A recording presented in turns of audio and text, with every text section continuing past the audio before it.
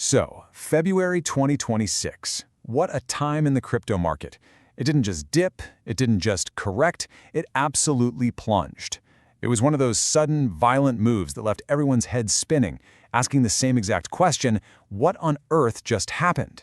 Okay, let's get into it and really unpack the anatomy of this perfect storm. First, let's just try to get our heads around the sheer scale of this thing.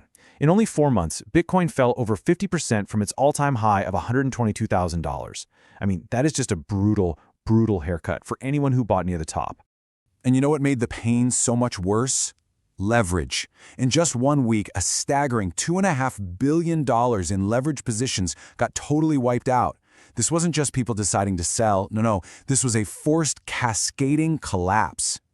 Now, to really get a feel for the mood, we can look at the Fear and Greed Index. And it just crashed, all the way down to a 9 out of 100.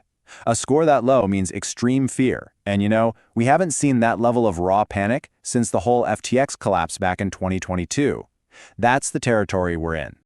So yeah, those are the big, scary headline numbers. They're shocking for sure, but they don't really tell the whole story, do they? To really understand how we got here, we need to dig deeper, look at all the clues, both from the outside world and from inside the crypto ecosystem itself. All right, let's officially start the investigation. First up, we're going to look at the immediate damage report. Let's break down the key figures that really define this historic market event. The damage was just everywhere. Bitcoin's price sliced through key support levels like they weren't even there, finally bottoming out just over $60,000. But look at this record volume for BlackRock's ETF, $10.7 billion in a single day. That's not your average trader panicking. That's a sign of institutional capitulation. The big players were throwing in the towel.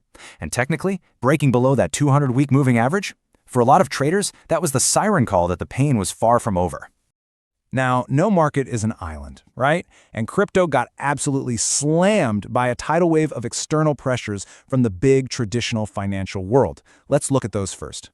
It was just this perfect storm of bad news all hitting at once. You get a new Fed nominee who's known for favoring higher interest rates. That spooked investors. Then a hot jobs report comes out, basically telling everyone the Fed isn't cutting rates anytime soon. On top of that, you've got tech stocks taking a nosedive, with people worrying the AI bubble was bursting. Oh, and, just to add a little more fuel to the fire, simmering geopolitical tensions. All of that together created this really potent risk-off environment, and that's when investors flee assets like crypto. And it wasn't a secret. The big banks were sounding the alarm bells. Goldman Sachs was out there warning about a potential $80 billion sell-off in stocks.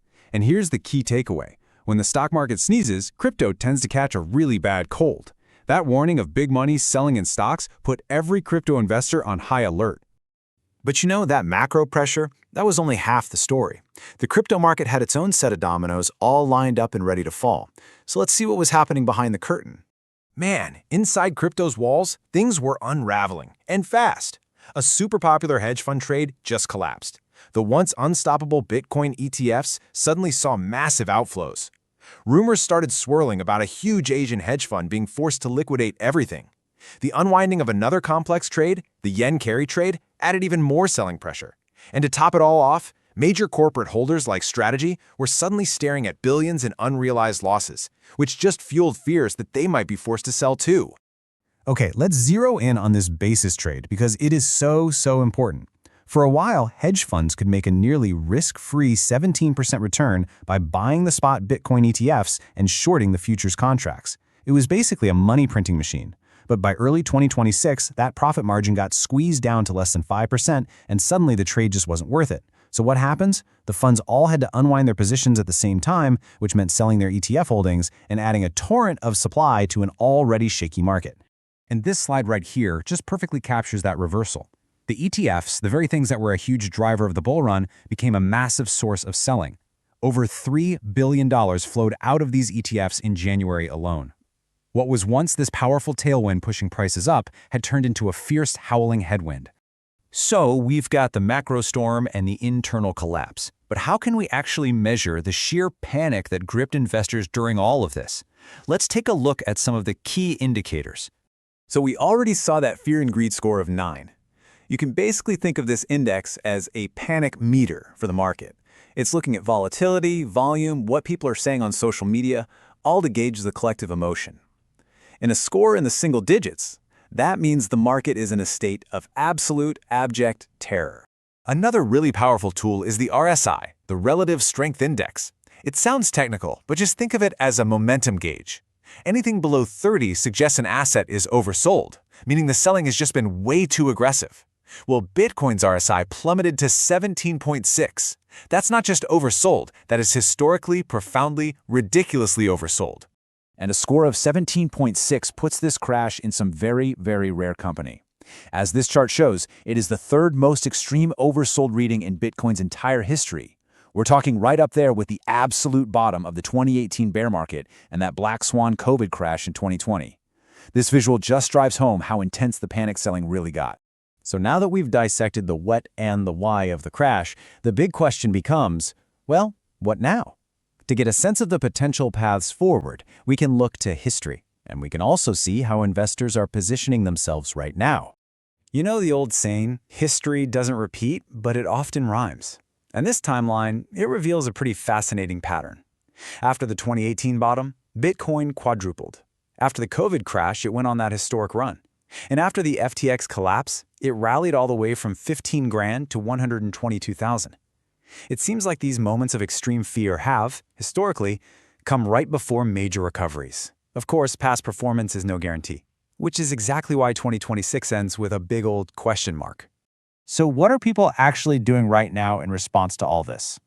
Well, three main strategies seem to be emerging. First, you've got the hodlers. They're simply doing nothing, just riding out the storm. Second, you have the people who are using dollar cost averaging, or DCA, to buy these dips and lower their average entry price. And third, you have the more cautious players, who are just waiting on the sidelines, looking for a clear technical signal that the bottom is truly in before they risk any capital. And all of that leaves us with the ultimate question, doesn't it? Was this crash just a necessary, violent reset that washed out all the speculators, paving the way for a healthier rally, or did this combination of macro headwinds and internal failures fundamentally break the cycle we've seen in the past? Now, history suggests that opportunity can be born from fear, but this perfect storm has definitely shown that crypto is more intertwined with the global economy than ever before. The next chapter is completely unwritten, but one thing feels certain, the rules of the game may have just changed for